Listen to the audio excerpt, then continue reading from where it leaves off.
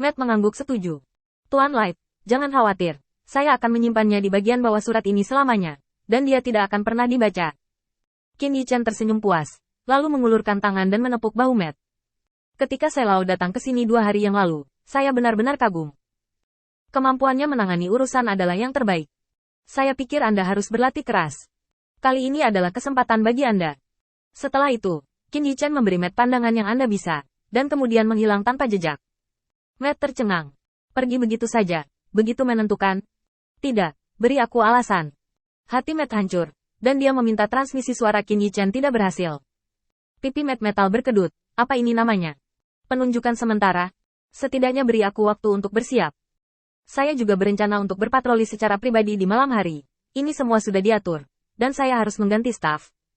Matt pergi dengan pengaturan yang tidak bisa berkata-kata.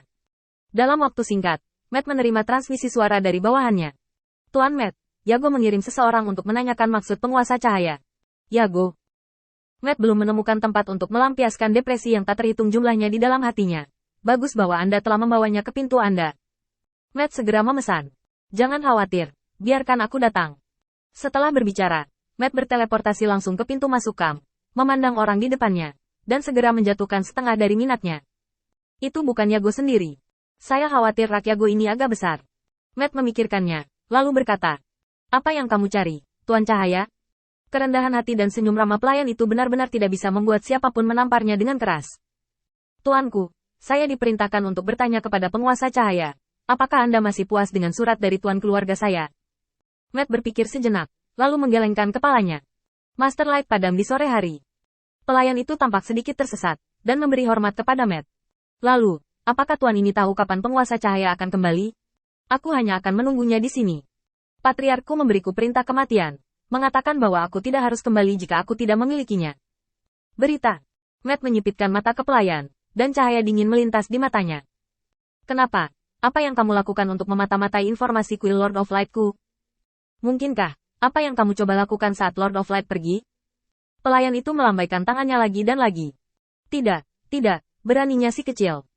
Saya tidak tahu apakah itu diatur atau tidak. Ketika pelayan berbicara, sudah ada banyak orang berkumpul di luar. Semuanya menonton apa yang terjadi di sini.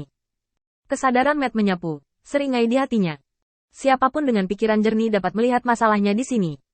Tidak peduli jam berapa sekarang, selama itu terkait dengan kuil penguasa cahaya, pasti akan ada kerumunan besar yang mengelilinginya. Ini pasti untuk memberi tekanan pada kuil penguasa cahaya. Adapun mengapa mereka tidak berani datang sendiri, mereka hanya berani menonton di sisi ini. Hanya karena kekuatan mereka tidak kuat dan mereka bisa mengatasi situasi ini. Mereka hanya bisa menonton dari kejauhan. Menulis. Matt menatap pelayan di depannya dengan ekspresi serius. Aku tidak bisa menebak apa yang dipikirkan Lord of Light, dan Lord of Light bertindak. Apakah ada yang berani bertanya? Dengan mengatakan itu, Matt menoleh langsung untuk melihat orang-orang percaya yang berdiri di gerbang kamp. Berani bertanya. Orang percaya itu buru-buru menggelengkan kepalanya.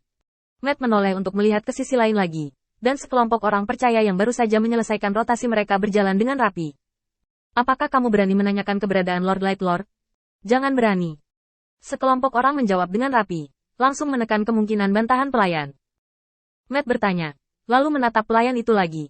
Tangan logam itu menekan bahunya, dan retakan halus di pipi logam itu jatuh ke mata pelayan itu, membuatnya gemetar ketakutan. Bukan orang di depannya bukan orang. Meskipun Qin Yichen cukup memikirkan senjata ini dan membuatnya cukup cermat, dia masih tidak bisa menyembunyikan kebenaran bahwa dia bukan milik manusia. Untuk membuat pipinya terlihat bagus untuk hiburan Matt, Qin Yichen mengorbankan integritas pipinya, seolah-olah ada deretan jurang yang rapi di pipinya, yang cukup menakutkan. Melihat lebih dekat, Anda dapat langsung melihat bahwa Matt bukanlah tubuh manusia. Pelayan itu tidak tahu bahwa tubuh Matt disebut senjata, dan rasa takut akan hal yang tidak diketahui membuat kakinya gemetar. Tuanku, bisakah kau, jangan terlalu dekat denganku. Kaki pelayan itu gemetar ketakutan. Dan dia tidak tahan menatap begitu dekat, apalagi tidak. Matt membuka mulutnya, dan sepertinya ada suara logam yang mengalir. Mengapa kamu tidak pergi dan menanyakan keberadaan Lord Light lain kali secara langsung? Kaki pelayan itu melunak dan dia jatuh ke tanah dengan bunyi gedebuk. Masa air di tanah secara bertahap berkembang. Matt kemudian berdiri tegak dan mundur selangkah. Berapa lama Anda tinggal di sini adalah urusan Anda. Itu tidak ada hubungannya dengan saya. Tetapi saya menyarankan Anda, jika Anda menghalangi jalan orang-orang percaya di kuil cahaya Tuhan, Anda akan menanggung risiko Anda sendiri. Menjangkau dan menepuk kepala pelayan, Matt kembali ke kamp. Adapun para pelayan, saat Matt memasuki kamp, dia berlari kembali ke rumah Ya seolah-olah dia sedang berlari untuk hidupnya. Jauh di dalam rumah Ya, Yago mengerutkan kening setelah mendengarkan kata-kata pelayan itu. Penguasa cahaya benar-benar tidak ada di perkemahan? Apakah kamu sudah memasuki kamp untuk memeriksa? Pelayan itu menggelengkan kepalanya lagi dan lagi, memohon dengan putus asa di wajahnya. Tuan, Anda bisa membiarkan saya mati. Saya tidak ingin menghadapi monster lain. Ini terlalu menakutkan. Yago menghela nafas panjang, lalu memerintahkan. Turun dan istirahat. Yago tidak punya cara untuk menghadapinya sekarang. Dia hanya menghela nafas. Sekarang masalahnya ada di hadapannya lagi. Dia bergerak, tetapi Qin Yichen tidak menjawab dan pergi. Saya tidak tahu berapa lama penundaan ini akan berlangsung. Mata Yago sedikit menyipit. Apakah ini rencana terakhirmu? Meskipun aku tidak mau mengakuinya, kamu benar-benar membuatku merasa tidak berdaya. Lord of Light tidak ada di kuil Lord of Light, dan dia tidak memiliki solusi yang baik, jadi dia hanya bisa menonton. Dan Yago hampir yakin bahwa penguasa cahaya sedang bersembunyi sekarang, untuk menghindari perselisihan dengannya, dan untuk menunggu penguasa cahaya kembali. Itu pasti saat sebuah peristiwa besar pecah di Lin Floating City. Ketika hari itu tiba, saya khawatir tidak ada yang akan peduli dengan hal-hal sepele seperti itu di tangannya. Yago sangat tidak mau sekarang, dia tidak mau mengakui kegagalannya. Dia salah, lalu apa?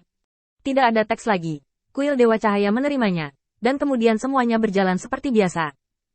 Selama dia tidak merespons setelah penundaan 2 atau 3 hari, masalah ini tidak akan lagi layak didiskusikan, kecuali dia memprovokasi konflik lain sendiri, yang tidak akan pernah diizinkan Ren. Tepat ketika Yago berada dalam dilema, seorang pelayan bergegas masuk. Tuan, kabar baik. Bawahan baru saja berhasil menanyakan tentang informasi Yali, dan dia ada di kamp kuil penguasa cahaya.